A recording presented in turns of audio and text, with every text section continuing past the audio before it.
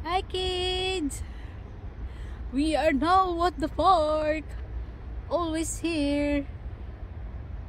The good mountain is always behind our park to make sports and making exercise.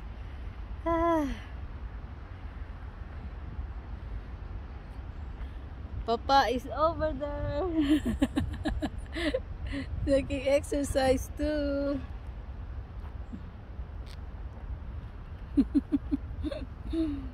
And I always making sports to maintain my strong body and to feel good and look good. And stay healthy and strong.